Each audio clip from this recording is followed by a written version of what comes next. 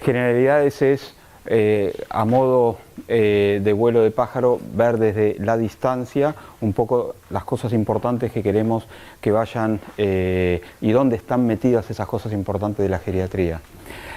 Por supuesto es una clase de generalidades, pero después van a ir viendo particularidades de esto que van a saber dónde ponerlo. La segunda parte va a ser más corta que síndromes geriátricos, que después van a ver seguramente charlas específicas de cada uno de los síndromes geriátricos, pero esta es un paneo general de síndromes geriátricos.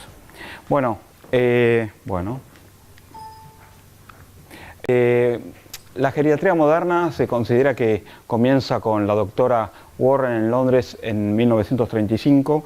En ese momento todos los pacientes crónicos, crónicamente con cronicidad avanzada, que no se conocía así, eran pacientes desahuciados y eran depositados en hospitales de crónicos.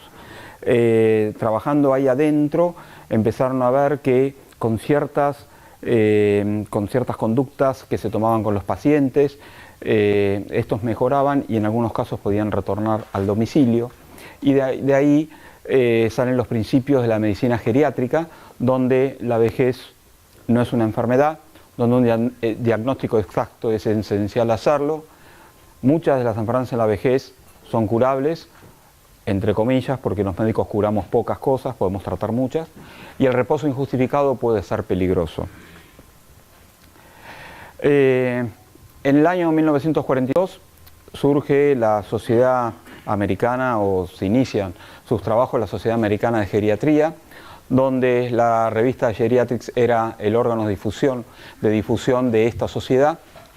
En 1948 surge la Sociedad Española de Gerontología y Geriatría, y pionera en Latinoamérica en el año 51, el 25 de abril, la Sociedad Argentina de Gerontología y Geriatría, donde estaba Fustinoni. Había dos doctores que no me acuerdo el nombre ahora, pero Fustinoni era uno de los médicos organizadores. Pero se tuvo que esperar hasta mediados de la década del 70 para que la Organización Mundial de la Salud dieran su primer informe sobre organización y planificación de servicios geriátricos.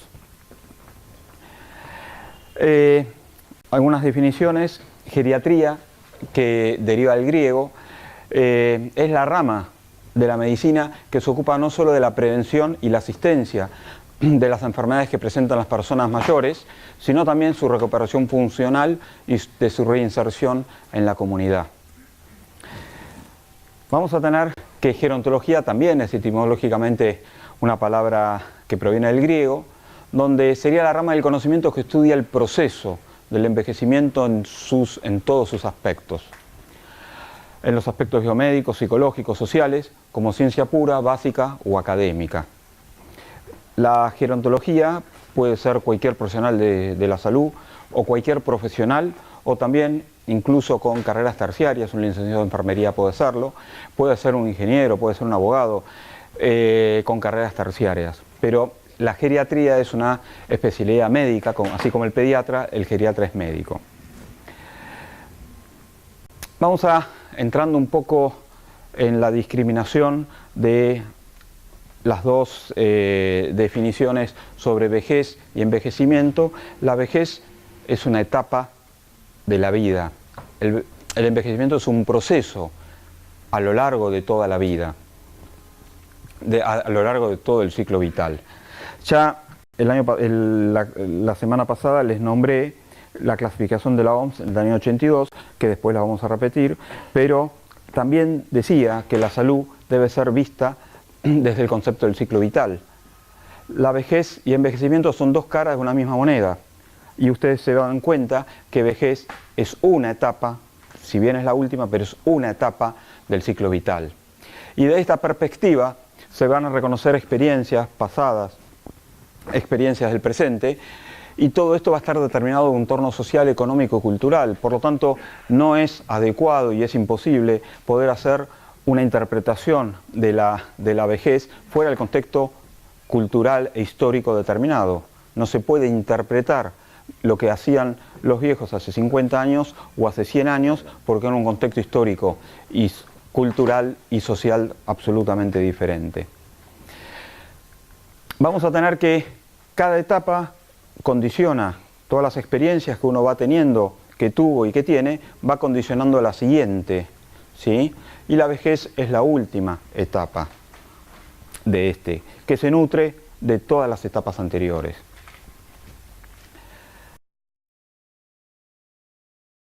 Ahora, ¿qué es ser viejo? Todavía puede haber alguna disquisición sobre la edad en que una persona se hace viejo. Vamos a discriminar después lo que es edad cronológica, lo que es edad biológica, pero no queda todavía claramente, o sea, queda establecido una edad que para el INDEC y para gran parte de los grupos en el mundo, la edad habitual de ingreso a la vejez es la edad de 65 años, pero para el INDEC y algunas otras organizaciones de Latinoamérica también puede ser 60 años.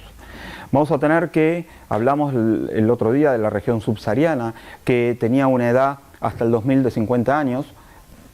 Los países del África que pudieron sobrepasarse a esta edad, la expectativa de vida hoy es de 60 años, fueron los países que más pudieron dar un salto cuantitativo en expectativa de vida del 2000 a esta parte, y eso por diferentes motivos, pero todavía hay regiones en el África donde la edad de 50 años puede seguir siendo una edad considerada ingreso a la vejez. Pero en los países industrializados, en los países occidentales, la edad legal que se considera administrativa de ingreso a la vejez son los 65 años. Se cree que esto se remonta a fines del siglo XIX con el canciller Otto von Bismarck en Alemania, el Segundo Reich, donde consideraban que podía darse un seguro, una bonificación o un seguro de retiro a aquellas personas que superaran los 65 años. Nada más que a comienzo del siglo XX, o sea, 15 años después de este seguro, que fue la primera jubilación, por decirlo así, la edad promedio en el mundo era de 47 años. Entonces, muy poca gente podía acceder a este beneficio, salvo clases acomodadas en Alemania y en otros países donde adoptaron esto. Ahora sí, el beneficio de este ingreso a la jubilación sí se logró a lo largo del siglo XX, sobre todo en la segunda mitad, donde gran parte de la población empezó a alcanzar esta edad, y bueno, ahora sí se extendió a diferentes partes del mundo. La edad administrativa vigente es de 65 años en nuestro país, pero puede ser considerada, como algunas fuentes, el INDEC y otras en Sudamérica, que puede ser también el ingreso a la vejez como de 60 años. Ahora, el grupo de ancianos, ya lo charlamos la otra vez, es el grupo más heterogéneo, donde la edad cronológica no alcanza para unificarlos. Si decimos que una persona es el resultado de todas las vivencias pasadas y presentes, vamos a tener que cada uno tiene experiencias diferentes.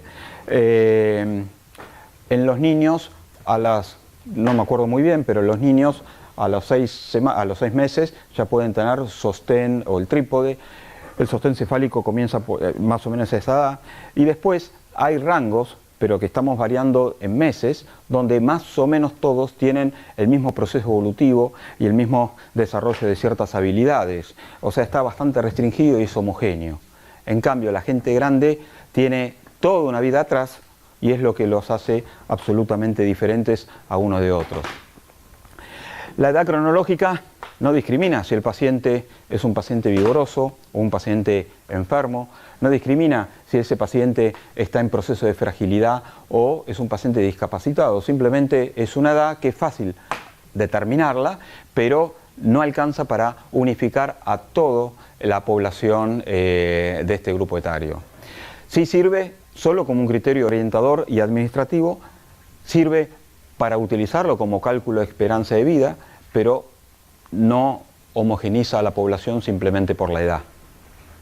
Y ustedes fíjense que hay diferentes evoluciones temporales hipotéticas donde la normalidad y bueno, va a depender de varias variables, pero vamos a tener que esta curva de envejecimiento tiene un lento y progresivo declinar, ¿sí? Pero hay algunas personas que envejecen antes, llegan al ciclo de discapacidad, dependencia y muerte antes que otras personas.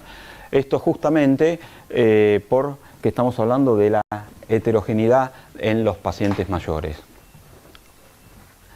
Ahora, la edad cronológica, ya algo hablamos, que es la del calendario, identifica, simplemente puede servir para identificar al paciente, para el cálculo de expectativa de vida, para un inicio administrativo de algún beneficio previsional, pero nada más. No es que hay que homogenizar y tomar decisiones solo en base a la edad. Hay un autor, Jaime Oriyomi, japonés, que presentó un trabajo donde, revisando el concepto, la concepción, la definición de viejo, sugiere, propone, y este trabajo tiene 10 años, propone que en Japón la edad de inicio de la jubilación sea de 75 años.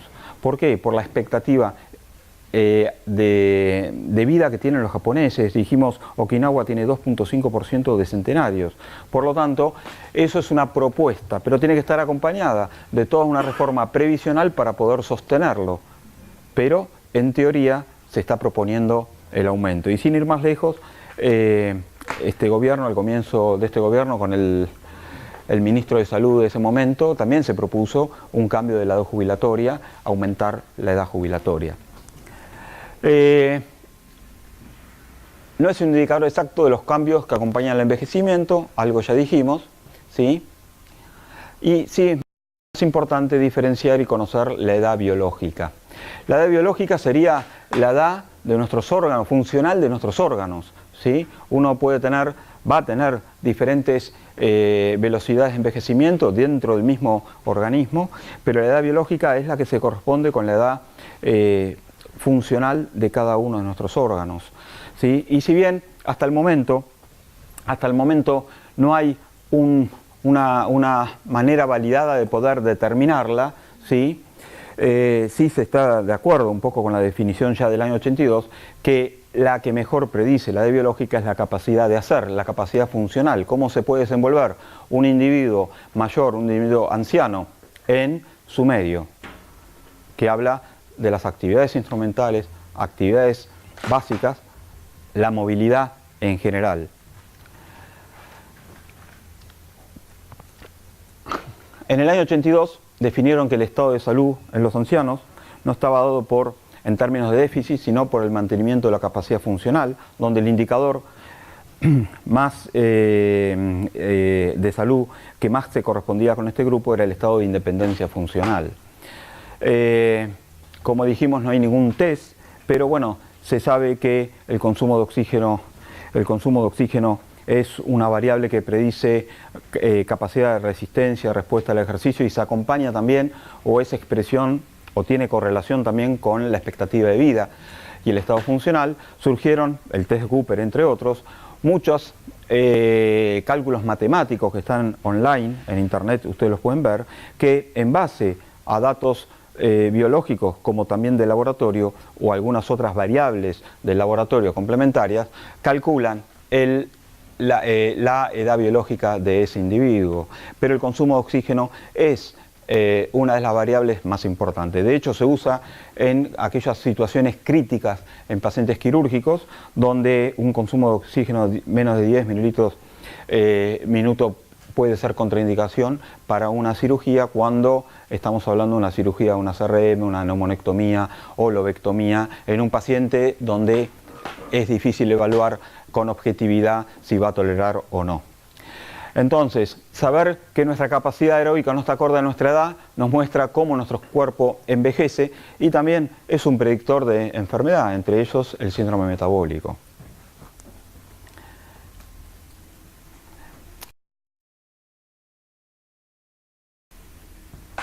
Desde una perspectiva funcional, un adulto mayor sano es capaz de enfrentar el proceso de cambio que significa esta etapa con una adecuada adaptabilidad funcional y también con una adecuada satisfacción personal, ¿sí? Por eso, en el año 82, la OMS propone que o se define el estado de la salud en los ancianos como el mantenimiento de la capacidad funcional y propone como indicador más representativo el estado de independencia funcional, que vamos aproximándonos y acercándonos a lo largo de esta charla a esos conceptos.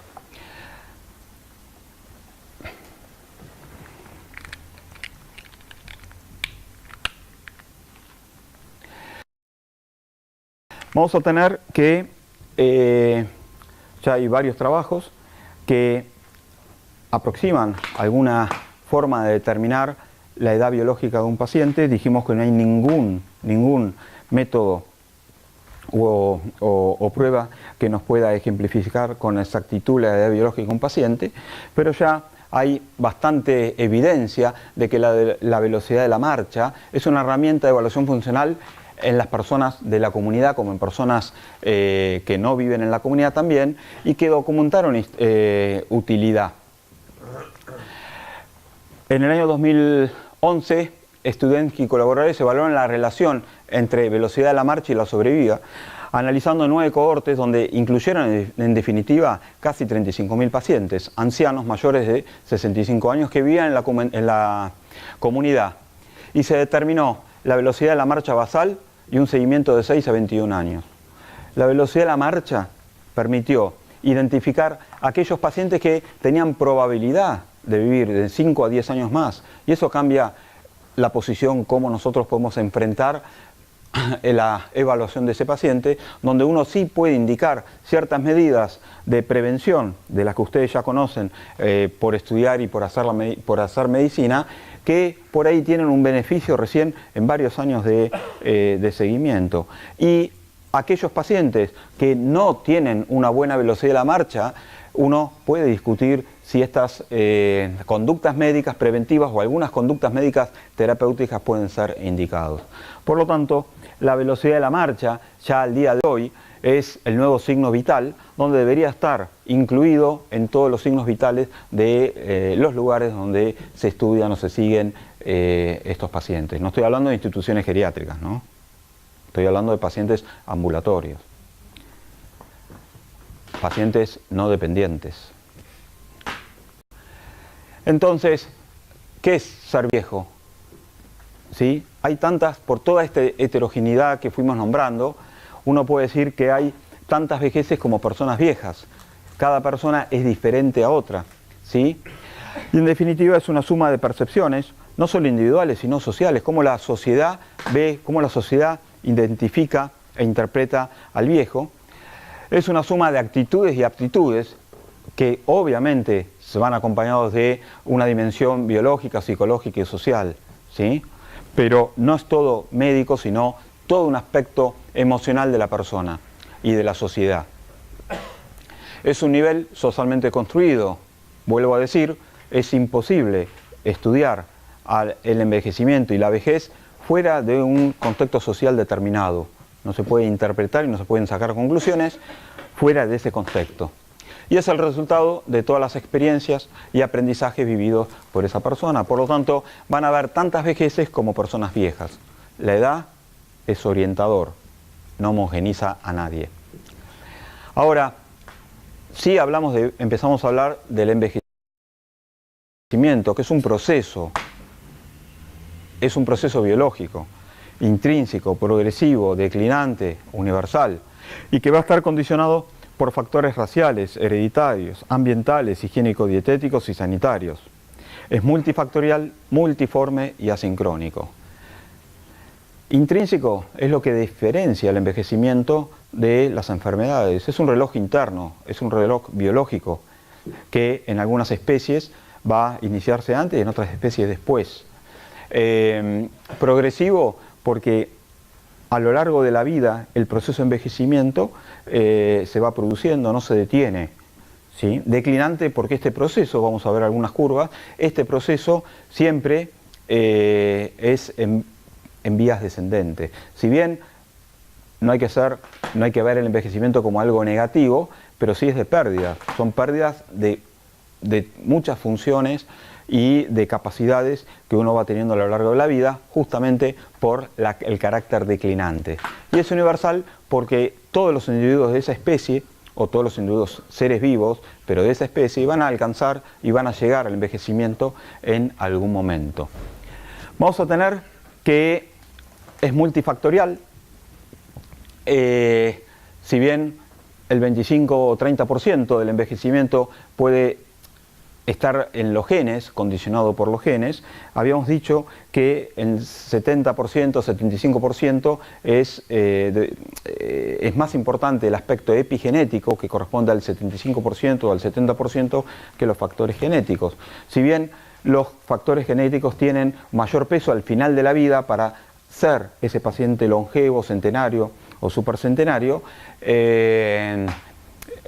los más importantes son los factores higiénico-dietéticos, los factores preventivos cuando corresponden, la inclusión social, la educación, son todos factores que van a favorecer y que van a hacer que ese envejecimiento sea diferente o más largo al otro. Multiforme porque ocurre a todos los niveles, a nivel molecular, a nivel celular, a nivel tisular, a nivel orgánico, ¿sí? Y tiene diferentes expresiones fenotípicas, expresiones conductuales, expresiones cognitivas, ¿sí? En los diferentes individuos. Y es asincrónico porque hay una variabilidad de tiempo del inicio y la duración del envejecimiento interespecies e interindividuos, pero también dentro de un mismo individuo, cualquiera de nosotros, posiblemente tenga algún órgano más envejecido que otro. Y eso se explica cuando el paciente está muy entero en muchos aspectos, pero cada vez que viene con deterioro de la función renal, o es lo más dominante el deterioro de la función renal, cuando cognitivamente está muy bien, o al revés, un paciente que termina teniendo una función renal, todo no se encuentra, pero viene siempre con un síndrome confusional agudo a raíz de cualquier desencadenante como puede ser una infección. Entonces, dentro del mismo individuo también hay diferentes tiempos y hay órganos que envejecen antes que otros.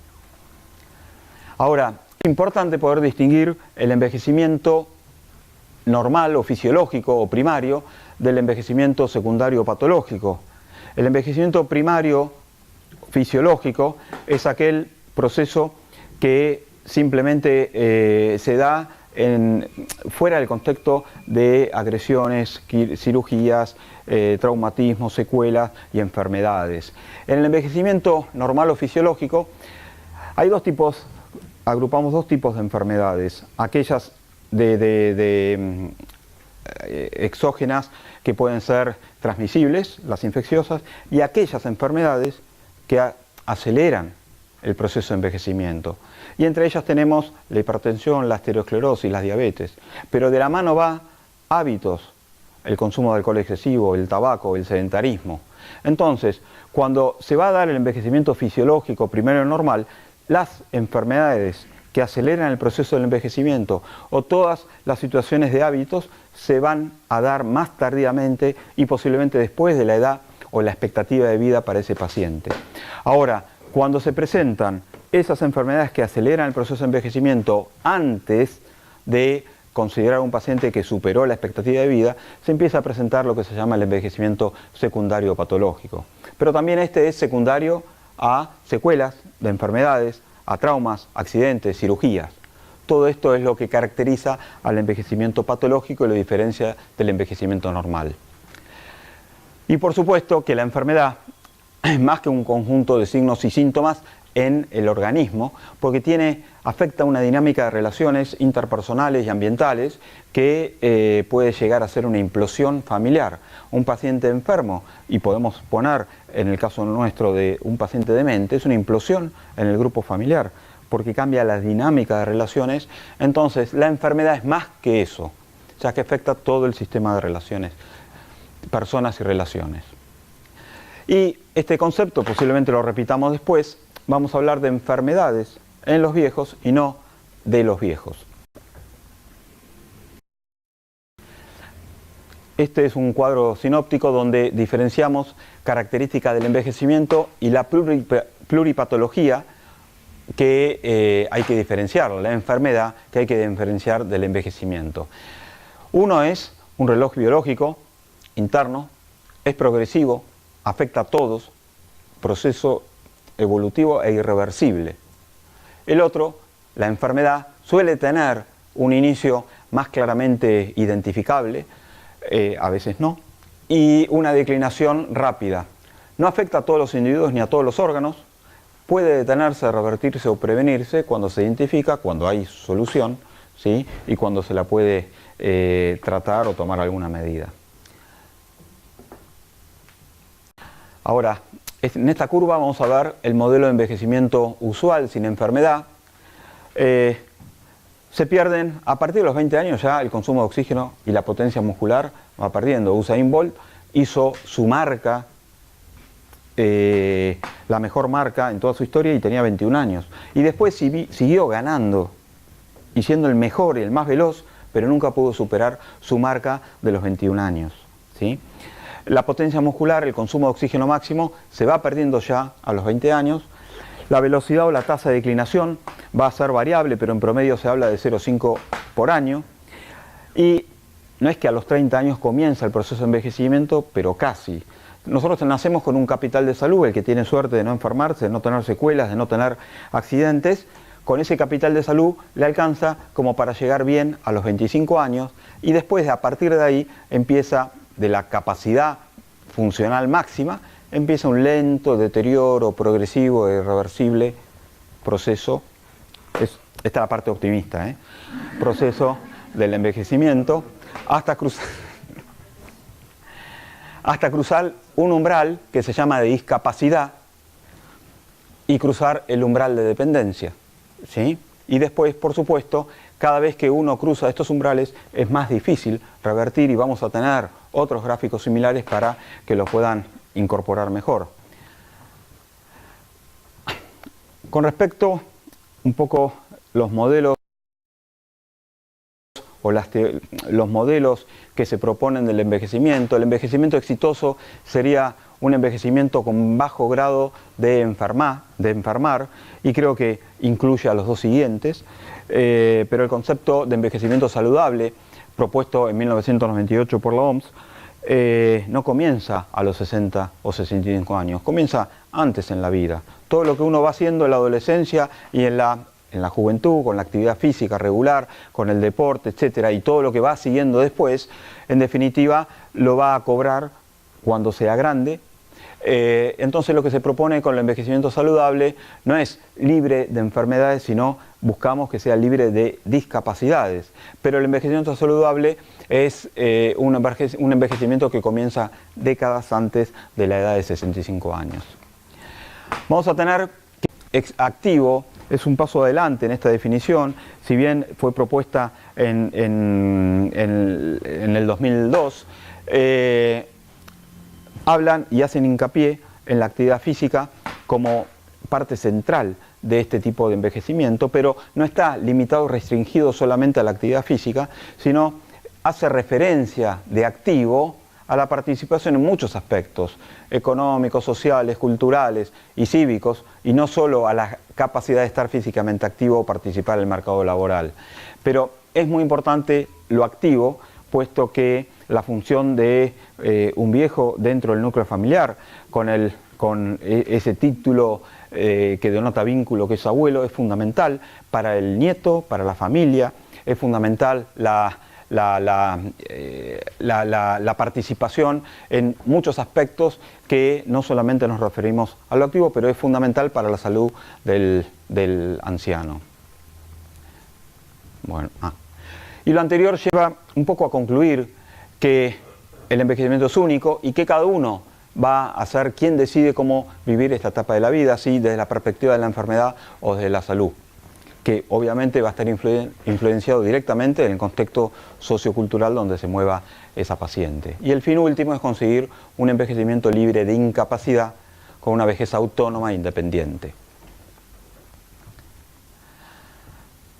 Algunos aspectos en la exploración mayor, como resumen, la edad solo debe influir como indicador de la esperanza de vida, pero es mucho menos importante que las capacidades que el individuo pueda hacer, la decisión y el deseo del individuo y el estado funcional deberían pesar más que la edad solo. No es lo mismo un paciente de 65 años amputado con secuelas por una diabetes mal controlada y que además no ve, que la edad biológica seguramente es mucho mayor que la edad real cronológica, que un paciente de 90 años que puede tener algunas enfermedades pero rema.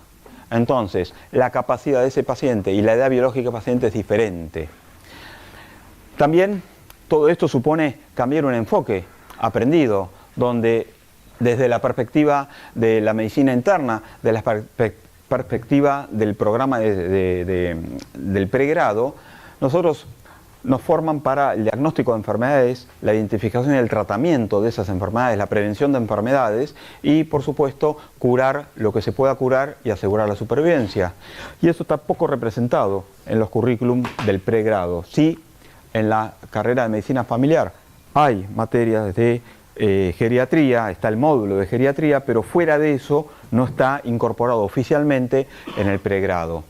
Porque muchas veces las enfermedades son crónicas, el paciente está crónicamente enfermo o con cronicidad avanzada, las enfermedades hicieron su daño y está el paciente con secuelas de eso, nosotros no podemos curar nada, ¿sí? Pero sí podemos paliar, además de tratar podemos paliar, y eso es importante sobre todo con pacientes que vamos a ver después, la tipología del paciente geriátrico, donde muchas veces no es tan importante el tratamiento de la hipertensión, sino otros aspectos de la salud. Y por supuesto nunca hay que dejar de realizar medidas que produzcan mejoras aunque sea de pequeña magnitud. Un paciente que se viene cayendo y uno puede solucionar y modificar esa tendencia porque lo indica la cirugía de cataratas, es una indicación clara y precisa y por ahí está meses o algunos años más sin caerse o con menos dificultad motriz que no habiéndola hecho. ¿Sí? Y en todos los momentos los objetivos deben ser realistas, pero también no solo realistas, sino modificables, según el cambio y la evolución del paciente y lo que uno vaya, lo que nos permita la relación médico-paciente que cada uno haya entablado. ¿Cuál es la característica principal de los pacientes ancianos? ¿Qué es lo que diferencia al paciente joven? Y básicamente la tendencia a la discapacidad, sobre todo en condiciones de fragilidad. Por lo tanto, es importante medir la función, es fundamental medir la función para identificar aquel paciente que tiene alto riesgo de discapacidad, identificar aquel paciente que tiene alto riesgo de deterioro funcional, ¿sí? Frágil, prefrágil y con quien se pueden desarrollar ciertas medidas que pueden actuar previniendo o mejorando alguna condición. Y lo que buscamos es retrasar, porque no lo vamos a evitar, el deterioro funcional.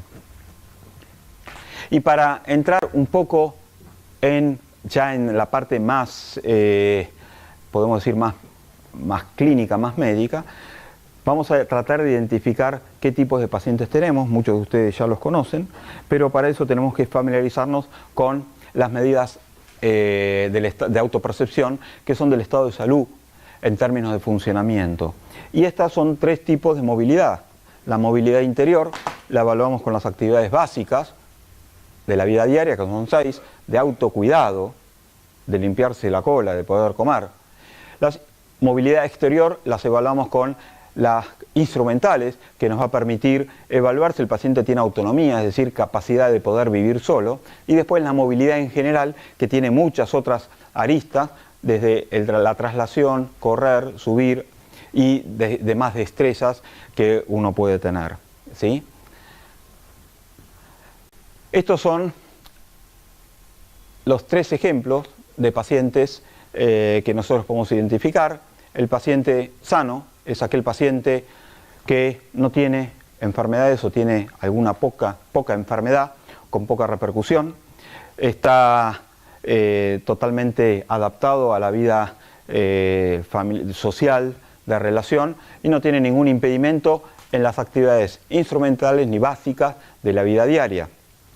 El paciente sano es un paciente que uno puede considerar si cumple con algunos criterios que uno puede evaluar y objetivar, si es un paciente sano, vigoroso, ¿sí?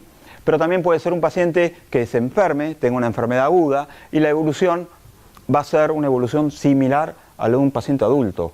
No va a haber grandes diferencias en un paciente adulto mayor de edad media, no nonagenario, pero de edad media, que tenga una enfermedad aguda, va a ser un comportamiento bastante similar. Lo mismo que las conductas que uno puede indicar van a ser sin grandes disquisiciones si corresponde o no. Hay que operarlo, se opera, nadie va a estar discutiendo mucho, ¿sí? Pero en el otro extremo vamos a tener al paciente geriátrico, ¿sí?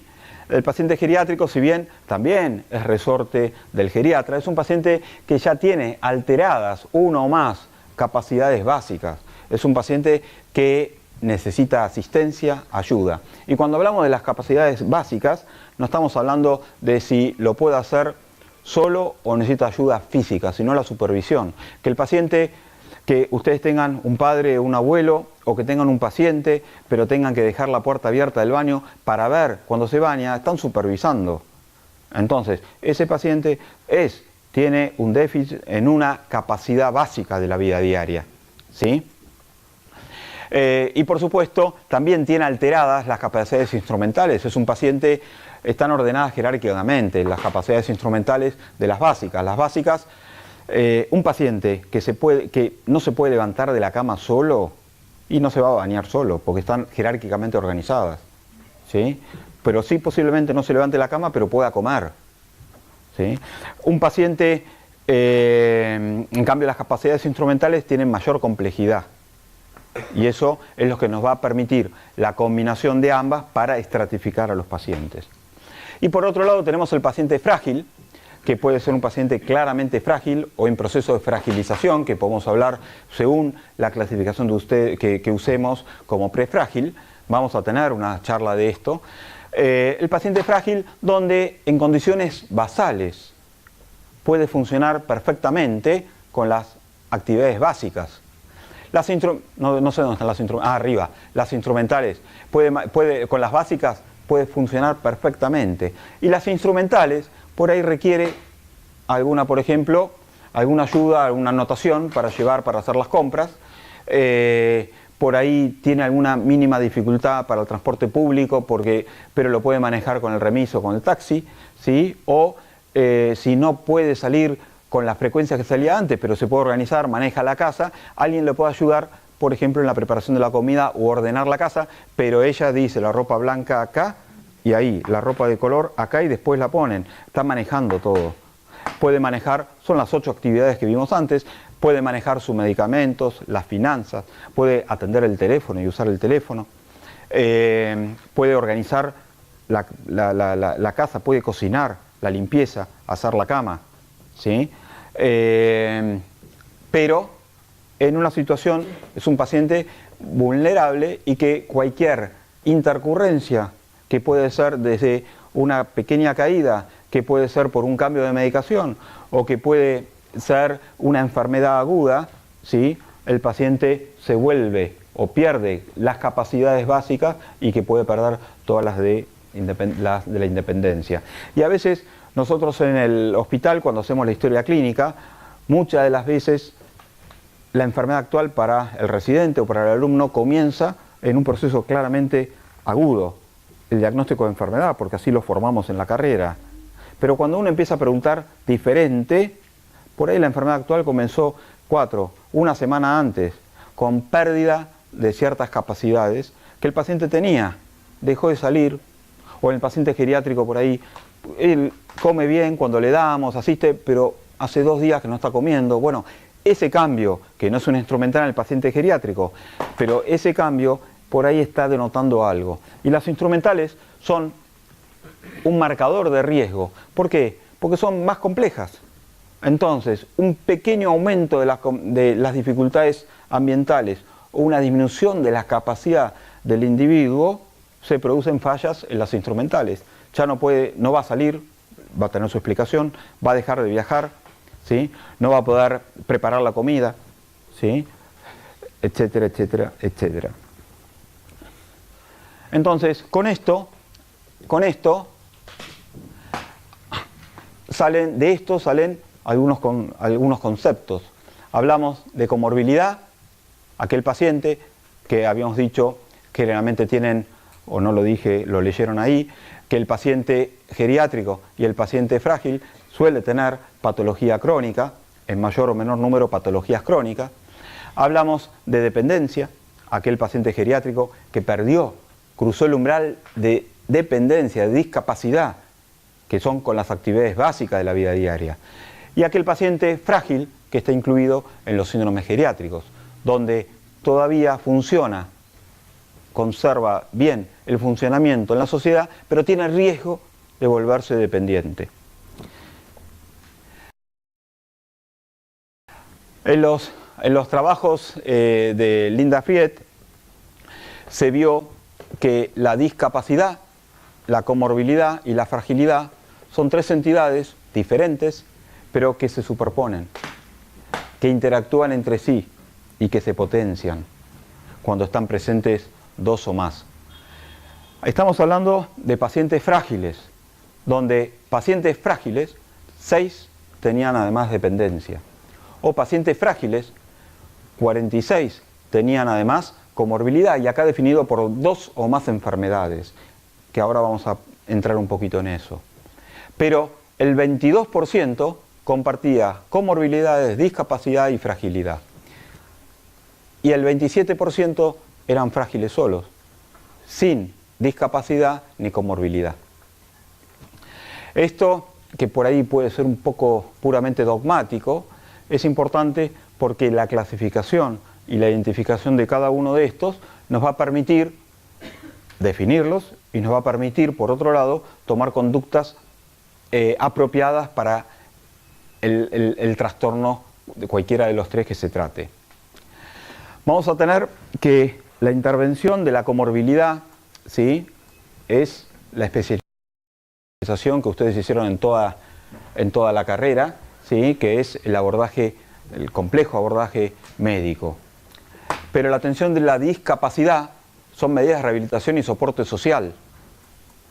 Y la atención de la fragilidad y otros síndromes geriátricos en actividades preventivas, y el tratamiento o la identificación del síndrome geriátrico primero, y el tratamiento de las causas subyacentes que pueden explicar a esa forma de presentación o a ese síndrome geriátrico.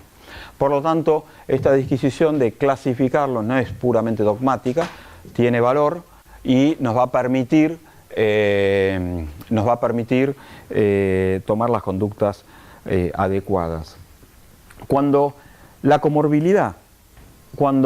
están presentes la comorbilidad y la fragilidad, el fenómeno de esta combinación se potencia. Cuando está presente la discapacidad en un paciente con fragilidad, también, como vamos a ver después, ¿sí? Entonces, si bien son hechos diferentes, cuando están juntos dos se potencian y no es suma. Vamos a hablar un poquito de comorbilidad. Más o menos entre el 15 y el 40% de los ancianos o no tienen enfermedades a los 75 años, no tienen enfermedades o tienen una, ¿sí? Pero fíjense la carga de enfermedad que van teniendo a medida que aumenta la edad, ¿sí?, llegando al 10% de enfermedades en los 85 años. ¿Qué porcentaje tienen? El 10% de los 85 años tienen más de 8 enfermedades o trastornos, ¿sí? Estamos hablando de enfermedades que tienen definiciones claras, o se conoce la etiología o el mecanismo fisiopatológico, enfermedades, ¿sí? Pero el primer concepto es la transición epidemiológica, donde aún, así como vimos antes la transición demográfica, con la transición epidemiológica estamos viendo que hay un cambio a medida que las poblaciones envejecen de las enfermedades que afectan y las enfermedades que también matan a los pacientes, donde las enfermedades infectocontagiosas, como eran las prioritarias y las que siguen siendo prioritarias en edades más jóvenes, en medios rurales o en medios sin tanto, ¿cómo se llama?, en países más pobres, van siendo reemplazadas por las enfermedades crónicas no transmisibles, que son las que predominan en este grupo etario y que corresponden alrededor del 60 o justifican alrededor del 60% de las muertes en los adultos mayores. Esta transición demográfica se ve claramente en los países o en las regiones dentro de los países que tienen el mayor envejecimiento, y sabemos que el envejecimiento es una minúscula parte de la población mundial que lo está sufriendo, por lo que dijimos la clase pasada. Vamos a tener, esto es de España 2011-2012, donde hay una serie de enfermedades, y si nosotros vemos a los 65 y 74 años, vamos a ver que la artrosis, la hipertensión arterial, la dislipemia, las varices y la diabetes son las 5 enfermedades más prevalentes en ese orden en esta población de España del 2012, ¿sí? Pero si nosotros tomamos un grupo mayor a 85 años, vemos que también en el orden, la artrosis, la hipertensión, las dislipemia y después las cataratas y la enfermedad del corazón son las 5 enfermedades más frecuentes a esta edad. Podemos discutir después si el colesterol alto hay que tratarlo o no. Podemos discutir si hay que medirlo o no. ¿Cuál es el número necesario a tratar un paciente con dislipemia? Si está bien tratarlo o no. Pero simplemente el colesterol alto sigue siendo o es considerado por diferentes motivos una enfermedad. Pero también en este grupo etario, ancianos, en mayores de 80 años, las enfermedades degenerativas como la demencia son las que tienen mayor cargo, mayor peso de enfermedad, donde corresponderían al 18% de los hombres y por supuesto al doble de las mujeres, que también son las que viven más que nosotros y suelen llegar a mayor edad. Pero también en este grupo de pacientes que fueron sobreviviendo a otras causas, que llegaron a esta edad porque no murieron de otras causas, ¿sí?, empiezan a aumentar enfermedades de baja letalidad, como la alteración cognitiva, todos los problemas relacionados a la artrosis y similares, el déficit sensorial y las enfermedades cardiovasculares.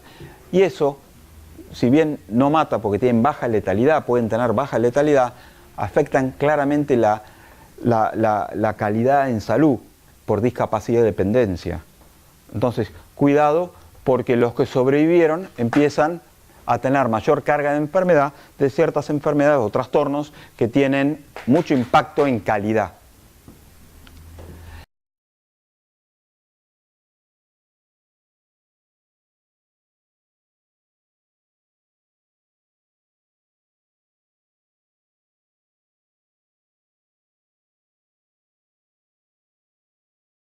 Y esto es de la Argentina, donde se ve claramente la transición epidemiológica, donde es del año 2006, varones y mujeres, no hay grandes diferencias en este trabajo, donde simplemente que en los varones la cuarta causa eran los accidentes y en las mujeres creo que estaba octava, pero después lo demás estaba octava, pero después lo demás coincide, donde en primer lugar tenemos las enfermedades del corazón, en segundo lugar vamos a tener las enfermedades neoplásicas, en tercer lugar las enfermedades cerebrovasculares y en cuarto lugar accidentes para el varón y los infectos contagiosos, las neumonías o las infecciones, donde es claramente diferente a lo que puede suceder en gente joven o en otras épocas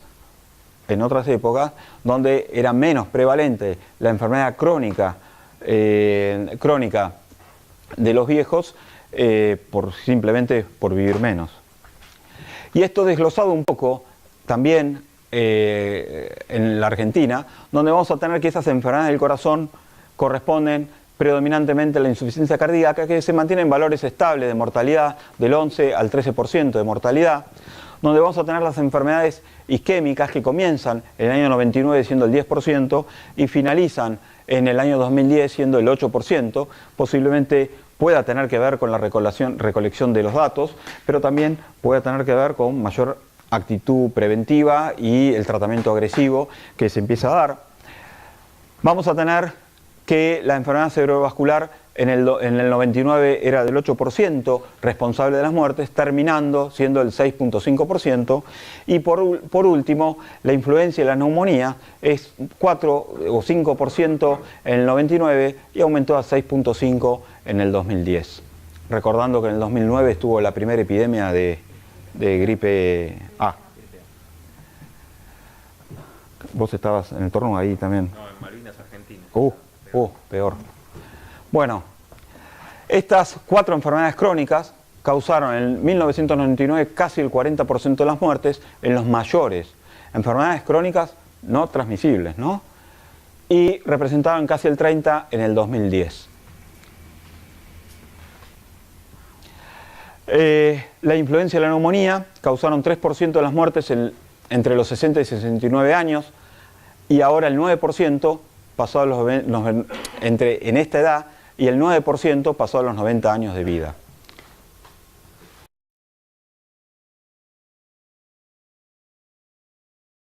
Ahora, vamos a tener que la enfermedad, las comorbilidades o la enfermedad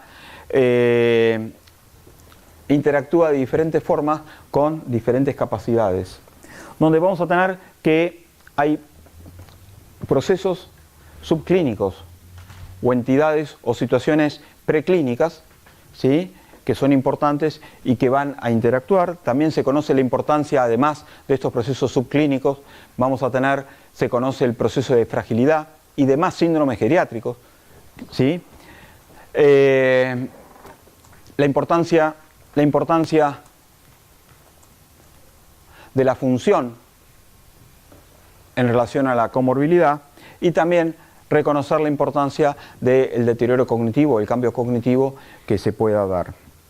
Entendemos por procesos fisiológicos o subclínicos como menor velocidad de la marcha, como menor fuerza muscular, como queja cognitiva o deterioro cognitivo, como déficit sensorial o como una situación social de vulnerabilidad que el paciente tiene. Todos estos déficits con la fragilidad y síndromes geriátricos van a interactuar y modular la presentación y expresión de enfermedades como síndromes geriátricos, como vamos a ir viendo después, que es una expresión diferente a lo que suele suceder en el paciente joven. Y esta modulación e interacción también va a tener un efecto en la respuesta al tratamiento, en la respuesta o recuperación funcional, el grado de discapacidad que pueda tener y el riesgo de deterioro y muerte. Por lo tanto, la comorbilidad es importante por la interacción que tiene con todas estas variables. Y acá vamos a tener un ejemplo, si trazamos 60 como la línea de independencia del individuo, vamos a tener que un paciente joven se presenta la enfermedad aguda, que es este efecto, se presenta en un organismo 100%, sin daño, sin secuelas, sin proceso de fragilización. Por lo tanto, el efecto que puede hacer la enfermedad aguda es un deterioro funcional, pero generalmente con rápida recuperación y sin secuela. Cuando esto se presenta en un paciente anciano, no sabemos cuál es la capacidad basal. Para eso hay que evaluarla, para eso hay que hacer una evaluación geriátrica. Pero ya la propia enfermedad va a producir un deterioro por debajo del nivel funcional previo, ¿sí? Vamos a tener que la única forma de poder determinar si este deterioro es por enfermedad de algo, tenemos que conocer de dónde venía y para eso hay que conocer el basal. En base a la multimorbilidad, por todas las interacciones de los procesos mórbidos con nombre y apellido, o esas situaciones preclínicas que no podemos identificar y que no se suelen medir en diferentes scores, como una velocidad lenta, disminución de la fuerza, deterioro cognitivo, aunque sea no identificable clínicamente, y el proceso de fragilización es cómo se va a expresar esta enfermedad aguda, que por ahí, siendo una infección urinaria, se presenta sin síntomas locales y se presenta con una caída. Durante la internación tenemos que realizar un monitoreo y una valoración geriátrica para optimizar y mejorar los resultados. Y por supuesto, el alta hospitalaria no termina con la curación del paciente. La convalecencia se extiende meses a veces en los pacientes y nosotros lo comprobamos en los pacientes quirúrgicos sanos o con enfermedad que se operaban, tardaban hasta 6 meses en recuperar el estado basal preoperatorio. Entonces, tengamos en cuenta que el alta significa una alta médica, pero no necesariamente ni una curación, ni que la convalecencia va a continuar después.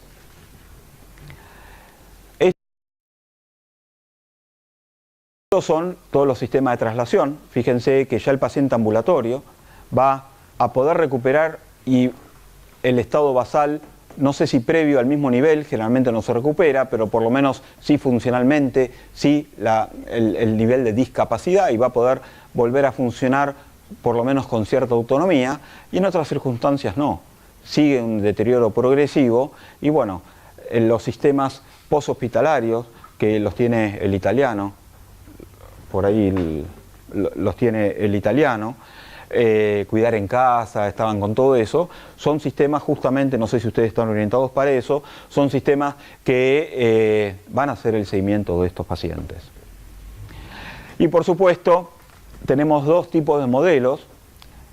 ¿Cuál les parece que funciona en nuestro medio? Acá en Capital, que es el que yo conozco, y el hospital público, que también conozco. ¿Cuál creen que es el que mejor funciona? Por supuesto, la guardia. La guardia cubre los parches, salva las papas en el hospital. ¿Sí? El hospital generalmente, no sé en el cual están ustedes, pero no quiero ofender a nadie, pero normalmente al mediodía ya no hay tarea asistencial de peso, de importancia, pero la guardia, que se centra en la enfermedad, en el diagnóstico, es una atención a demanda reactiva. Al paciente le pasa algo y yo actúo, pero no hay una planificación de la atención y del seguimiento. El equipo de salud actúa cuando pasa algo y actúa, y el paciente simplemente va a la guardia para que le solucionen un problema. En cambio, el modelo de atención de procesos crónicos, muchos pacientes con cronicidad avanzada, ¿sí?, debería estar centrado en la persona, que es lo que buscamos en el médico geriatra, que sean consultas o la atención programada y planificada con un seguimiento a largo plazo, proactivo, donde yo tenga que decidir. El paciente no tiene por qué decirme todo, sino yo tengo que buscar y tomar conductas en base a lo que yo sé que el paciente ese tiene que tener o le está pasando, ¿sí? Y el paciente tiene que estar involucrado, informado y activo, ¿sí?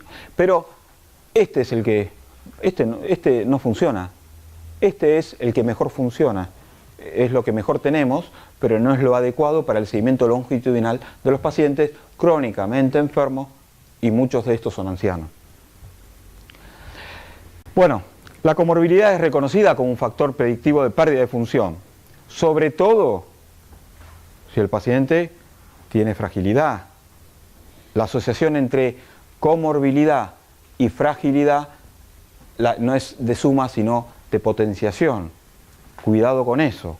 Pero dentro de las enfermedades que nosotros estudiamos en la carrera, nadie habla tanto de la enfermedad osteoarticular, nadie habla tanto del déficit sensorial, ni de las alteraciones cognitivas. No estoy haciendo el diagnóstico de demencia, queja cognitiva o deterioro cognitivo mínimo, ¿sí?, que hay que buscarlo, porque el interrogatorio del examen físico no es suficiente, o patología cardiovascular.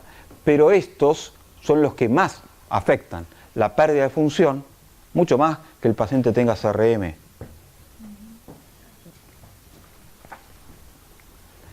Y ahora volvemos a repetir algo, ¿no? ¿Cómo medimos la comorbilidad?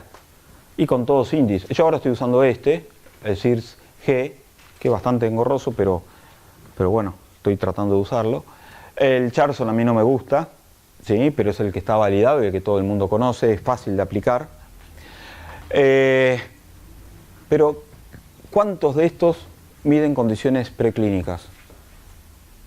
¿Cuántos de estos miden función? ¿Cuántos de estos discriminan el efecto de la enfermedad, la gravedad de la consecuencia de la enfermedad? Este último sí lo hace. ¿Cuántos de estos identifican a aquel paciente que está en proceso de fragilización o no? Ninguno. Entonces a veces ciertas medidas o pocas medidas de valoración de la capacidad funcional son más efectivas que cualquiera de estos índices para entender al paciente de qué paciente estamos hablando.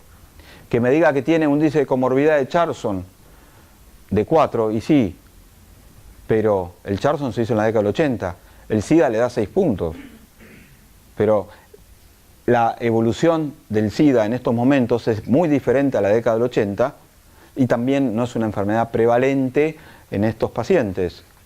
Pero la artrosis, ¿cuántos miden artrosis? Y ¿cuántos miden déficit sensorial? Que son los que más efecto deleterio tienen en producir deterioro funcional. ¿A partir de qué escala o índice de medición de comorbilidad? Vos lo usás cuando querés. O sea, independientemente de la edad. No, son escalas que vos usás en paciente geriátrico, en paciente anciano. Y después vas a ver cuál es el paciente blanco o diana que el geriatra tiene que identificar. Pero vos tenés un paciente de 50 años, no lo vas a ver. No le vas a hacer eso. Pero un paciente de 60, si usás 60 años, o de 65, sí, podés usarlo. Ahora, ¿lo puedes aplicar en cualquiera? Y sí, pero validado en geriatría son estos. Ahora, dentro de comorbilidad, 2 diapositivas más que tienen relación. No por ahí directa, pero sí consecuencias de la comorbilidad o indirectas. ¿Sí? Y una va a ser población de 60 años, esto es de acá, del INDEC. O sea, el INDEC a veces toma 60 y otras veces 65, ¿no? Por grupo de edad y sexo, según autopercepción de salud. Y la autopercepción de salud es pasa por la afectividad y la percepción de que el paciente tiene de su salud desde diferentes puntos de vista, emocional, social, cultural, religioso.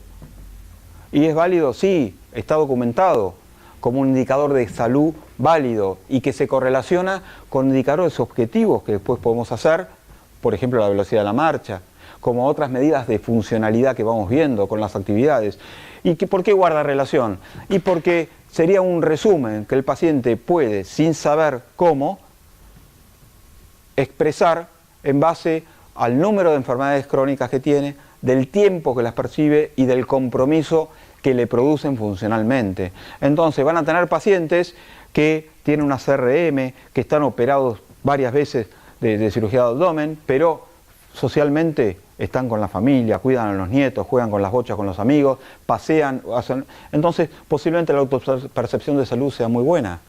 Pero un paciente con obesidad mórbida, que tiene dificultades para moverse y no tiene grandes enfermedades, más que esa, que es mucho, la autopercepción de salud por ahí es mala. Y aquel paciente que tiene reubicaciones frecuentes están incluidas en esto. El paciente dice, tengo mala percepción de salud porque el último año me reubicé. No, pero el paciente, sin saber por qué, subjetivamente, no estoy bien. Hace 2 años que vengo para abajo. Eso tiene correlación con datos objetivos. Creí que tenía marcado algo. Y el otro punto es indicación de medicamentos en el último mes. Por supuesto, no hay que descontextualizarlo de la obra social o el sistema de compra que tiene el paciente. Estas se siguen de otras tablas donde los pacientes no lo compraron. Es poca la efectividad que uno tiene, ¿sí? Por ahí la vecina le dice, tomá enalapril, y el paciente lo compra. Mi suegra va, lo dijo la niata. Pero no tiene que, ¿por qué toma eso? Porque me lo dijo la niata. Pero por ahí va el médico, que van al médico, y les receta, no, porque tienen confianza en la niata. Y eso también tiene que hacernos ver a nosotros cómo es la relación médico-paciente que se puede generar en un ambiente donde es reactivo y no es proactivo con este tipo de pacientes. Fíjense que en el último mes el 52% de los mayores de 60 años consumieron o compraron o se les indicaron medicamentos, ¿sí? Y esto aumenta también proporcionalmente, con la edad. Fíjense, a los 75 años, el 57%, mientras que a los 60, 74 años, el 50%. ¿Y esto quién lo indica? ¿El farmacéutico? No, lo indicamos nosotros, ¿sí? Y después, no puse, pero viene relacionado con el daño por polifarmacia, ¿sí? La reacción adversa a fármacos.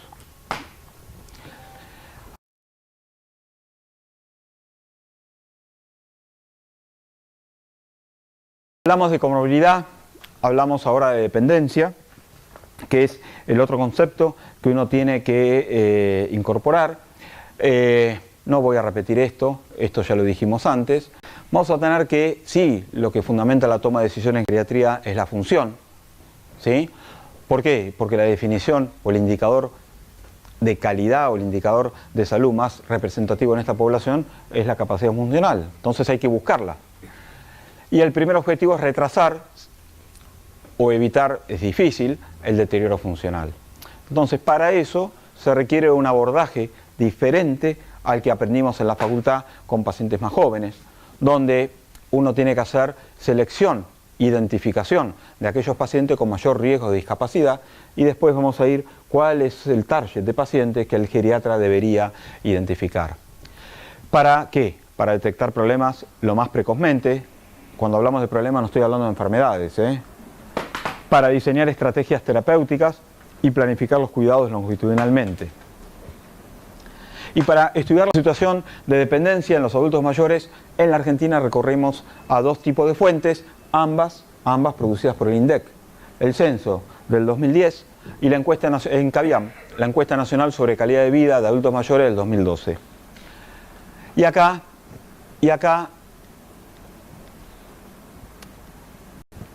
vamos a, en el año 98 los países de la Comunidad Europea adoptaron determinadas definiciones en base a la complejidad de la dependencia, donde es el estado en el que se encuentran las personas que por razones ligadas a la falta de autonomía física, psíquica o intelectual tienen necesidad de asistencia o ayudas importantes a fin de realizar los actos corrientes de la vida diaria, instrumentales y básicas. Si bien es un fenómeno asociado a la edad, no es un fenómeno ligado a la edad, por la heterogeneidad que nosotros vimos. Tener 80 años no quiere decir que uno sea dependiente. La dependencia, aclaran, que puede estar originada a veces, no por cuestiones médicas, ¿sí? Esto en el año 98, sino por cuestiones sociales, relaciones solidarias, entornos accesibles, recursos adecuados para la vida de las personas mayores.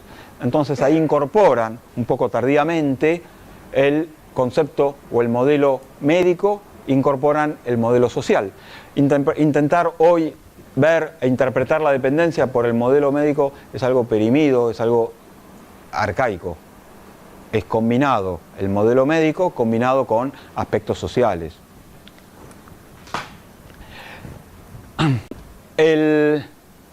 ¿Cuál es un poco la proyección de un paciente o una población a la discapacidad? Ya en el año 80 se clasifica la clasificación internacional de deficiencias, discapacidades y minusvalía.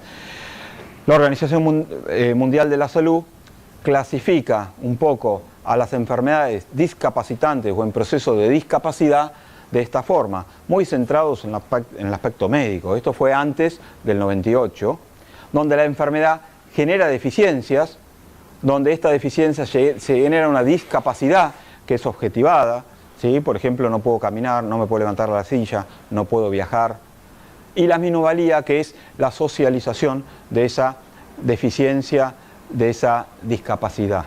Es decir, lo que una persona de determinada edad y medio debería hacer en la sociedad que no puede hacer.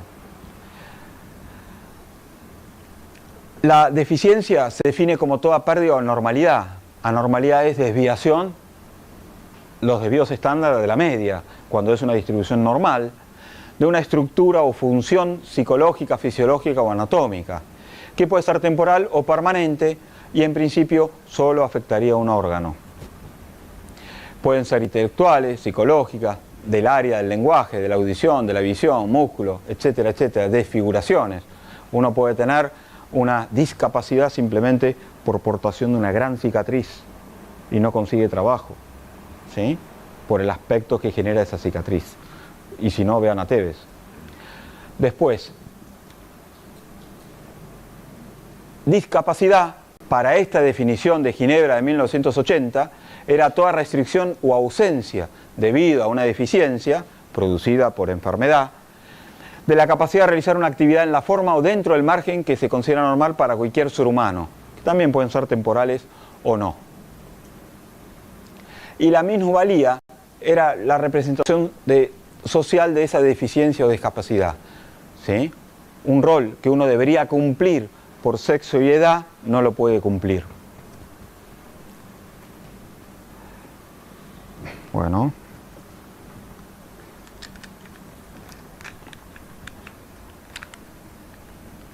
Ahora, la OMS tiene una segunda versión, que es del año 2001, que es un salto en calidad a esta interpretación, que es la Clasificación Internacional del Funcionamiento, Discapacidad y Salud, donde significó un avance en la visión residual de la discapacidad que incluye la relación con su entorno físico y social como desencadenantes de la discapacidad. Uno puede tener una enfermedad, ¿sí?, que cree un impedimento o una deficiencia, que puede ser múltiple o del órgano ese, que lleve a una limitación funcional. En esta segunda versión, discapacidad reemplazada por limitación funcional, es decir, disminución para realizar las tareas habituales, ¿sí?, caminar, sentarse, mantener el equilibrio, tomar objetos, ¿sí?, todo eso secundario a esta discapacidad. Y minusvalía queda postergada y reemplazada por restricción de la participación. Es decir, no es posible realizar las actividades avanzadas, instrumentales o de la vida diaria y que lleve, por ejemplo, a un cambio de trabajo. Ejemplos de esto tenemos: yo tengo una discapacidad, pero que por ahí estoy operado de cataratas. Tengo una discapacidad que por ahí no puede pasar nada para las actividades que estoy haciendo ahora. Pero si yo fuese piloto de aerolíneas, me hubieran jubilado posiblemente. Entonces, para eso tendría una discapacidad, ¿sí? Ahora, uno puede tener artrosis y vivir un segundo piso por escalera.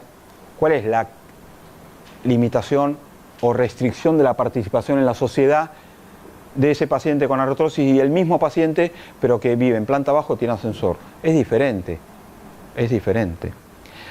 Y es importante lo de restricción de la participación, porque uno puede tener una enfermedad, una deficiencia, una limitación funcional y no tener restricción de la participación. Denme un ejemplo conocido que pase así. ¿Quién? La vicepresidente. Tiene todo esto y sin embargo no tiene restricción de la participación. Es vicepresidente de un país. Entonces, cuidado con el concepto de discapacidad. Porque uno puede tener deficiencia, discapacidad, limitación funcional, pero no tener ningún tipo de restricción. Y los que tienen hijos en edad adolescente van viendo la capacidad de adaptación que tienen en el entorno con gente que antes uno hubiera discriminado con el colegio. Y ahora, perdón, aquella más que robó porque tenga diferencias en los aspectos de diferencias en género, robó, hizo algo, no. Y ellos no lo viven de esa forma. Entonces, cuidado con esto. Discapacidad, en esta clasificación del 2001, pasó a ser un término genérico que incluye, es un gran paraguas, que incluye cualquiera de estas, pero es el aspecto negativo o la consecuencia de la deficiencia de un individuo con la condición de salud que debería tener.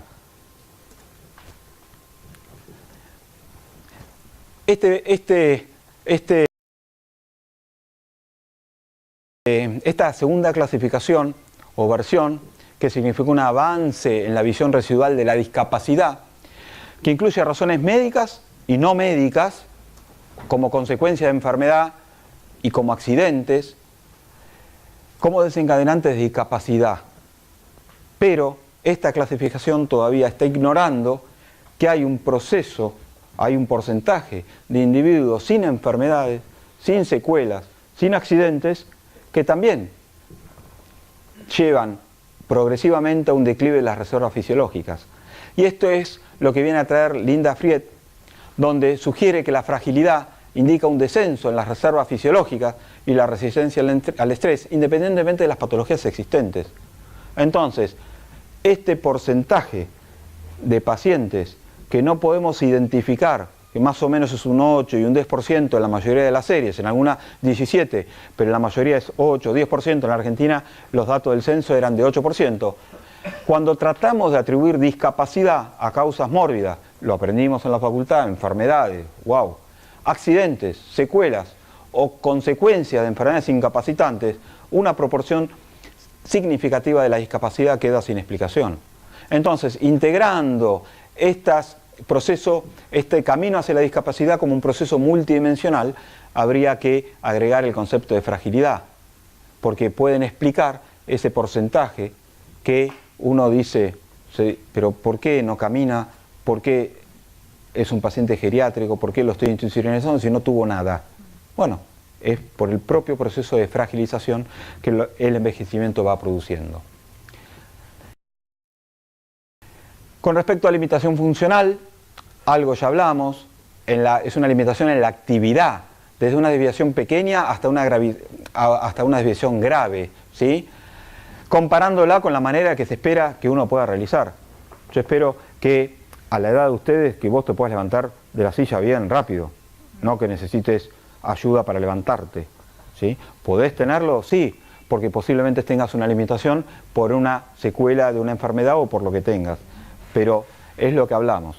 El término discapacidad es usado, y esto, limitación funcional, reemplaza discapacidad, que pasó a ser un término genérico, como un gran paraguas de aspectos negativos del efecto, la consecuencia de la enfermedad o lo social. La restricción de la participación viene determinada por la comparación de la participación de esa persona esperable para una persona sin esa discapacidad, que sustituye a minusvalía de la versión de 1980 o la primera versión. ¿Hasta acá vamos bien? Y esto es un poco que en este camino hacia la discapacidad interactúan en forma dinámica y compleja el modelo médico y el modelo social, modulando con factores moduladores y factores de riesgo, donde algunos son susceptibles de intervención. Pero esta interacción compleja entre ambos modelos hacen que ante situaciones similares de enfermedad o de impedimento, la discapacidad resultante sea diferente.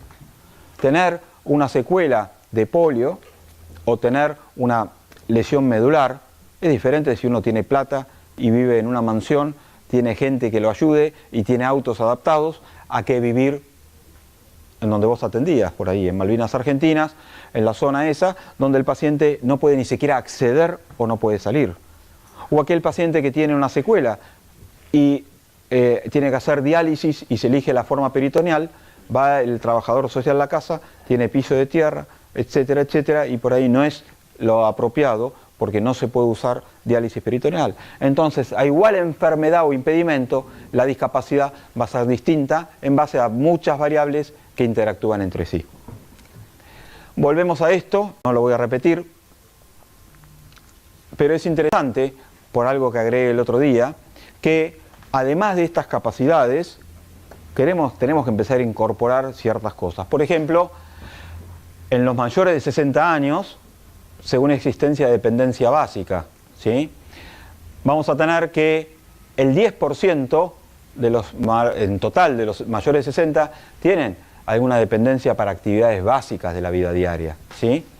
Donde a mayor edad esto prácticamente se cuadruplica, siendo 5% hasta los 74 años, siendo el 21% a los 75 años y más. Actividades básicas de la vida diaria. ¿Cuáles suelen ser las que están? Las mujeres siempre muestran una dependencia básica, y las instrumentales que duplican a los varones, porque son el grupo más predominante en la vejez. Ahora, dentro de estas actividades básicas que los pacientes tienen, de este 10% total, vamos a tener que el que más predomina es subir y bajar escaleras.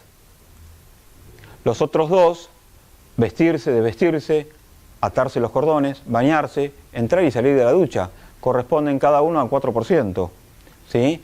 Entonces, discriminando las capacidades, estas son las que más frecuentemente se afectan en el ENCAVIAN, que es la encuesta que se hizo acá en la Argentina. Ahora, con respecto a la dependencia instrumental, dijimos que se tienen que combinar porque la dependencia instrumental es más compleja, requiere mayor capacidad motriz, mental y recursos cognitivos que las básicas, por eso se complementan. Vamos a tener que, por eso es mayor también, vamos a tener que el 22% de los mayores de 60 años tienen dificultad para alguna de las 8 capacidades instrumentales, ¿sí? De los cuales también a mayor edad casi se triplican, siendo 14% hasta los 74 años y más de 75 años también llega a ser 41%. Mientras posiblemente este señor o esta señora pueda vestirse, pueda caminar en la casa, pueda comer perfectamente, se pueda bañar, ¿sí? Pero tiene dificultades para hacer las compras, para manejar las finanzas, ¿sí? Para manejar sus propios remedios, que alguien se los tiene que ordenar en el pastillero, ¿sí? ¿Por qué? Y porque son habilidades más complejas y por eso se pierden antes y por eso son predominantes en porcentaje. Y también nuevamente las mujeres tienen mayor presencia relativa en este tipo de dependencia. Ahora, ¿cuáles son las que más afectan? Hacer las compras. Es difícil hacer las compras, ¿sí? Porque hay que pensar, hay que viajar en transporte público. Si alguno de los jóvenes estuvo enyesado, que se dé cuenta lo difícil que es. Y si no, como le digo a los alumnos en el hospital, subí al transporte público usando solo una mano. Vas a ver lo difícil que es. Viajar en colectivo es difícil, ¿sí? Y también hacer las camas, las tareas del hogar. Esta es la que yo tengo más compromiso. Hacer las tareas del hogar, ¿sí? Que también es el 12%. Y esto es una forma, un gráfico de barras donde mayores de 75 años discriminado por género o sexo y menores de 74 años también, donde siempre hay un predominio en las mujeres y siempre hay un predominio de las instrumentales sobre las básicas. También esto es total del país, año 2012. Ahora, habíamos agregado antes, el otro día, que habría que empezar a incorporar otro tipo de capacidades que son dificultosas. Cualquiera que tenga geriátrico y que tenga que haber hecho el trámite a distancia, el TAT, para cargar los datos, saben lo difícil que es. Los que concursaron en el Estado y les piden el TAT, saben lo difícil que es. Y no somos tan viejos, ¿sí? Pero es difícil. Imagínense a alguien de 80 años, ¿sí? Que usar el cajero automático, ¿sí? Fíjense que el 64% no lo usan. No lo usan. Pero en los mayores de 75 años, el 82% no lo usan. Y siempre son las mujeres que hacen menos uso de manera automática del cajero, que por ahí hay otras razones, el temor, el miedo, no entender, etcétera, etcétera. ¿Por qué no lo usan? Y 4 de 10, o sea el 40%, porque prefiere retirar el dinero por la ventanilla, ¿sí? Porque tienen dificultad para usarlo, ¿sí? Y después, otros porque no entienden el significado, complicado, etcétera, etcétera. Esto es la encuesta, ¿no? Esto es una encuesta, no lo hice yo, eso está. Se me está...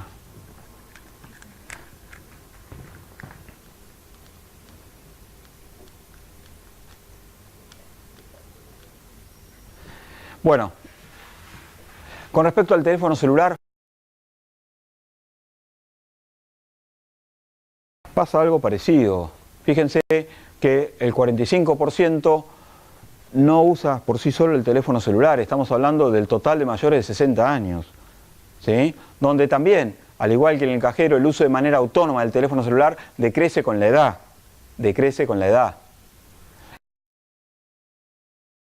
Y el motivo es porque 4 de cada 10 no tienen celular, ¿sí? 4 de cada 10 no tienen celular, y otros porque no lo pueden manipular, es complicado el uso, etcétera, etcétera. Y ahora tratan de sacar celulares sencillos, simples, para usar la gente grande, pero bueno, no sé cuán efectivo es.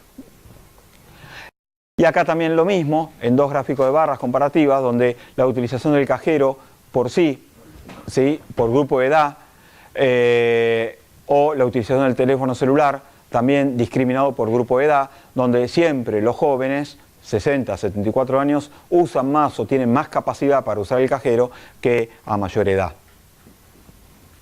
Y estos son los datos sobre discapacidad, donde estos son datos absolutos, ahora les digo en porcentajes, que lo vamos a ver acá, donde lo importante es saber que las tasas de discapacidad aumentan con la edad, y es el aumento exponencial, donde vamos a tener que a los 80 años, 47% tienen discapacidad, pero en los 85 años o más, el 64% tienen discapacidad. A partir de los 65 años, así como decíamos que a los 90 años uno tiene una expectativa de vida de 4 años, de los cuales uno va a ser libre de discapacidad, cuando calculamos la esperanza de vida a partir de los 90 años, libre de discapacidad, vamos a tener que a partir de los 65 años, el 40% de los años que se vivan serán con algún tipo de dependencia. Y recordemos que la edad de 63 años, punto 3 o punto 2, es la expectativa de vida libre de discapacidad en la Argentina hoy, ¿sí? 63 años, que no es la expectativa o esperanza de vida. Y vamos a tener un poco los datos que habíamos visto antes. Los mayores tienen más necesidades y cuidados, es más prevalente en las mujeres porque son las que más por la feminización de la vejez. Y los dependientes, esos valores absolutos que vimos antes, son el 12%, semidependiente 16% y frágiles 8%. ¿A quién llamamos dependiente? Leve, moderado, avanzado. Hacemos el Bartel. Eso lo recomiendo para los geriátricos o para cualquiera que atienda pacientes. El Bartel nos va a permitir clasificar a pacientes dependientes, leves, moderados o severos o postrados. Generalmente se habla de una dependencia leve cuando tiene una actividad, estamos hablando de básicas, ¿no? Estamos hablando de básicas. Una actividad básica que requiera supervisión o que el paciente la pueda hacer relativamente bien, pero con ayuda mínima. Se habla de semidependiente cuando tienen, o de dependencia moderada cuando tienen 2 o más supervisadas o que las tienen que asistir. Y se habla de dependientes severos o dependientes cuando el paciente tiene todas las actividades de vida diaria dependientes. Pero el censo del 2010 discriminó de otra forma esto. Habla de paciente dependiente, aquel que tiene 2 básicas, viviendo en hogares multipersonales, sea familiar o no. Entonces, nosotros cuando evaluamos y preguntamos dependientes o no, puede ser el Bartel, pero si no, aquel paciente de un geriátrico que tiene dependencia para 2 o más permanentes y que viven en un hogar, que puede ser una casa familiar, o que vive en un geriátrico, se habla de dependencia. Ahora, el semidependiente es aquel que tiene una permanente, pero que vive en hogares multipersonales que no son familiares, son geriátricos. Esa es la discriminación que hace el censo respecto a la dependencia o semidependientes del Bartel. Ahora, en el estudio de Fradea de España se estudió la asociación entre algunas variables de los pacientes ancianos, ¿sí? La edad, el sexo, mujer, la edad, si tenía prefragilidad, si estaba institucionalizado, si tenía fragilidad, si era discapaz o multimorbilidad, que la multimorbilidad puede ser un sinónimo, es discutible, pero en definitiva es un sinónimo de comorbilidad, aunque comorbilidad originalmente no es el recuento de enfermedades, sino sería otra cosa, pero actualmente se usan como sinónimos. En el seguimiento de 2 años se buscó cuál era la característica de estas que se asociaba con el efecto adverso, que era la combinación de mortalidad y discapacidad incipiente. Esta discapacidad es la discapacidad prevalente. Y en los menores de 80 años se vio que la fragilidad, lo mismo que la discapacidad o la dependencia, la discapacidad prevalente, eran los 2 factores que se asociaban con mortalidad y discapacidad incidente, o sea, una nueva discapacidad. Ahora, en los mayores, pero la multimorbilidad no. La multimorbilidad no se asoció ni con mortalidad ni con discapacidad. Ahora, en los mayores de 80 años, el mismo estudio buscó la asociación de cuál de las variables se asociaban con el efecto adverso combinado de mortalidad y discapacidad incipiente, y el único que se encontró fue discapacidad. Y ya cada vez hay más trabajos que asocian la discapacidad con mortalidad más que la multimorbilidad. Fragilidad sería el tercero de estos conjuntos, donde habíamos dicho que el 27% eran frágiles solos y que no tenían ninguna otra alteración en el estudio de Linda Fried. Y el concepto de fragilidad es un síndrome complejo de vulnerabilidad incrementada e inadecuada respuesta a un estrés. El estrés o el estresor pueden ser diferentes situaciones, provocando aumento de la morbilidad, mortalidad, caídas y discapacidad. En definitiva, produce una disminución de las reservas fisiológicas, sensoriales y motrices. Si bien tiene un origen multifactorial, las manifestaciones de la fragilidad confluyen en una alteración de la esfera física, del funcionamiento físico. Y cuando se buscan atribuir discapacidad a enfermedades, accidentes o secuelas, una proporción significativa de discapacidad queda sin explicación.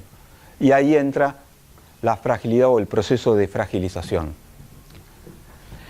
Dijimos que es un concepto centrado en el funcionamiento físico, en la esfera física, porque el mantenimiento de la autonomía, que es actividades básicas de la vida diaria, y el mantenimiento de la independencia, que son actividades instrumentales de la vida diaria, van a depender de la capacidad de moverse seguro y efectivamente. La movilidad es la capacidad más relacionada con estas dos y por ende con la fragilidad. Un paciente frágil generalmente tiene edad avanzada, generalmente tiene varias enfermedades crónicas, pero que en el ambiente, en su medio, funcionan adecuadamente, pueden tener dificultad en alguna capacidad instrumental, pero la puede subsanar. Hace el pedido por teléfono en vez de salir a hacerlo con la compra. Pero cualquier condición intercurrente, que puede ser la hospitalización o un cambio de la medicación, el paciente puede volverse dependiente. El estado de fragilidad, como vamos a ver y vamos a repetir, es un estado de predependencia. Si acá tenemos la misma curva, donde la máxima capacidad funcional, 30 años, progresivamente y en forma declinante, va a cruzar el umbral de discapacidad y el umbral de dependencia, vamos a tener también otra nueva línea divisoria, que va a ser el umbral de fragilidad, que es difícil de identificar cuantitativamente, pero los que estudian el tema dijeron que con el 30% de la capacidad funcional uno tiene probabilidad de vivir en forma independiente. ¿Sí? Cuando se pierde el 70% y un poquito más, ya entramos en lo que se llama, cruzamos el umbral y entramos en el área de fragilidad. ¿Y cómo podemos identificar al área de fragilidad?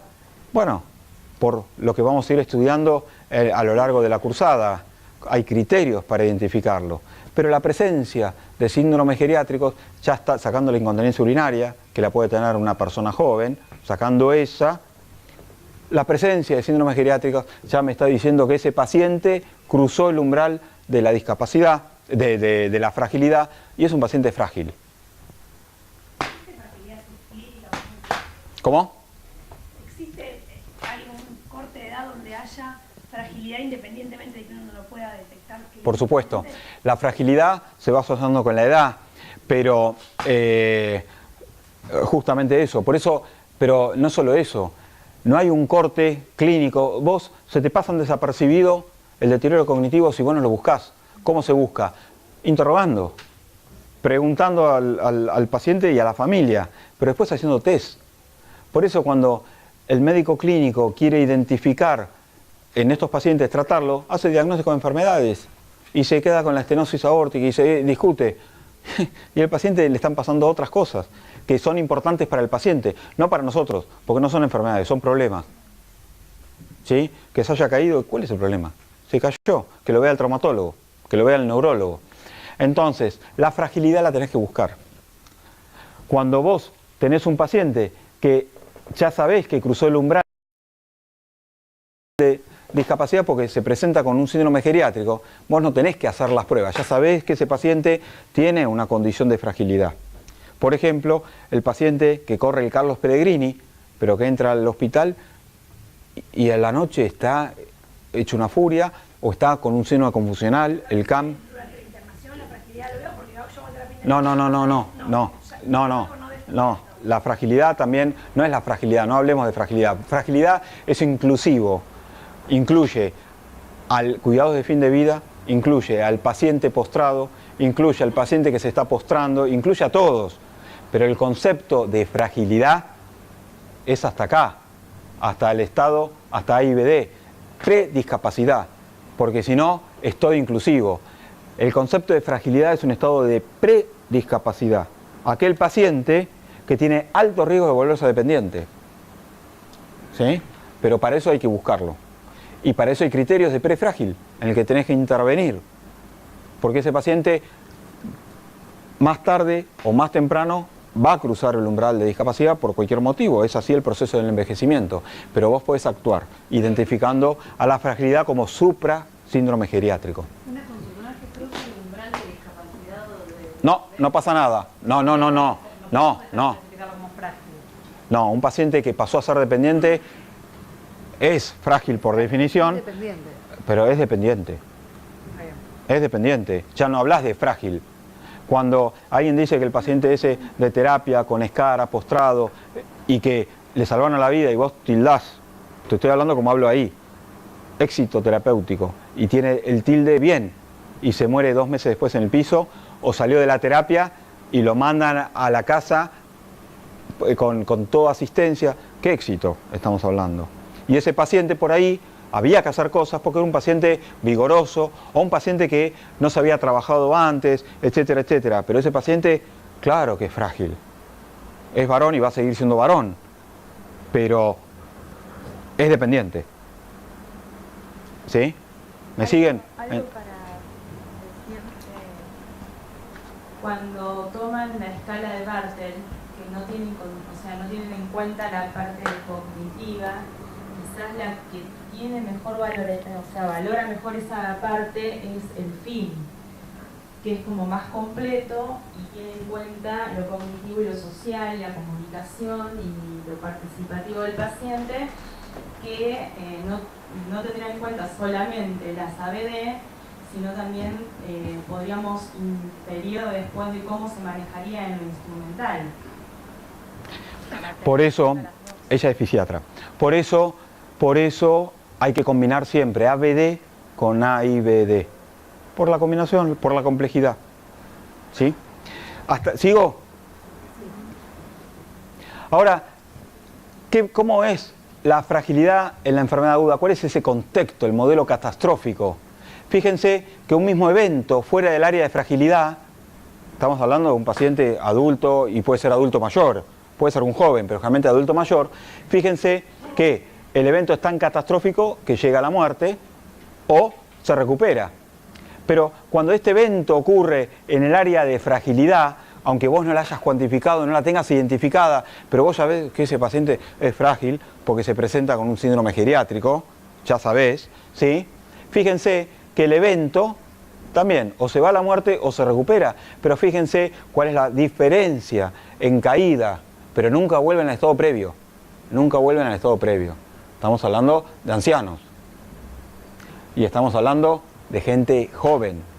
O Mónica Seles, ¿saben quién era? La número 1 de tenis del mundo, cuando la acuchillaron alguna vez volvió. Del Potro, bueno, Del Potro me está contradiciendo, pero nadie vuelve al nivel previo. Y a nivel de alta competición, estamos hablando de eso. No vuelven a ocupar los primeros lugares porque tuvieron un parate. Pero en un viejo que se internó, que tuvo 6 días en cama y que por supuesto los médicos recetamos no puede levantarse, ¿sí? Ese paciente perdió un muslo y ese paciente, no estamos diciendo que vuelva a correr, estamos diciendo que se levante solo, que se limpie la cola solo y no lo pueden hacer durante un tiempo. Un tercio se recupera, un tercio quedan igual y un tercio empeoran, ¿sí? Ahora, ¿cómo es el modelo progresivo mixto, que puede ser cualquier enfermedad de las crónicas que ustedes conocen, como la enfermedad pulmonar obstructiva crónica o cualquier otra, la insuficiencia cardíaca, ¿sí? El pronóstico siempre va a ser peor porque nunca va a volver a un estado previo en la zona de fragilidad que fuera de la zona de fragilidad, ¿sí? Ahora, volviendo un poco, ¿cuál es el target de paciente? Ustedes pueden elegir todo paciente de 60 años o más, lo quiero ver, ¿sí? Pero entonces pidan ser el director del hospital, porque van a ver a todos los pacientes. Entonces, uno tiene que tratar de ver qué población anciana vamos a asistir. Y generalmente es aquella dependiente o en alto riesgo de serlo, ¿sí? Generalmente mayor de 75 años, con patología crónica, con cronicidad avanzada o con tendencia incapacitante, ¿sí? Una CRM por enfermedad coronaria es menos discapacitante que la artrosis, ¿sí? Vamos a tener la presencia de comorbilidades, después discutimos si son 2 o más según el score, ¿sí? Los problemas psiquiátricos acompañantes o predominantes, la depresión empasta y va en contra de todo, ¿sí? Con problemática social o familiar, un paciente que viva solo, una viudez menor a 1 año, el paciente que es viudo se muere más en ese año, ¿sí? Reingresos hospitalarios frecuentes y pobreza, es decir, jubilado, ¿sí? Todo esto es una forma de decir este paciente que tiene 3 o más de esto y correspondería que lo vea. Pero también puede ser que a partir de una alta edad determinada, todos los que tengan 80 años, porque seguramente si nosotros buscamos va a haber una capacidad o una condición preclínica como disminución de la fuerza o de la velocidad de la marcha o algún deterioro cognitivo, algún déficit sensorial, entonces lo puedo identificar de esa forma. O cualquier mayor de 65 años que tuvo un síndrome geriátrico. Yo ya sé que ese paciente que tuvo un síndrome geriátrico es un paciente frágil, que después pueda volver al medio y moverse, de vivir solo, todo eso se verá, y seguramente sí, pero no quita que ese paciente con muy poco puede volverse dependiente. Y los grandes objetivos, los aumentos, minimizar las secuelas de las enfermedades, aumentar los años de vida libre de incapacidad, prolongar la vida es un objetivo pero es menos importante, pensar más en paliar que en curar, fomentar medidas que produzcan mejoras aún de pequeña magnitud, ¿sí? No discriminar al mayor por su edad en ninguna decisión y siempre objetivos realistas y modificarse cuantas veces sea necesario. Podemos hacer, no sé qué hora es. Bueno, un descanso y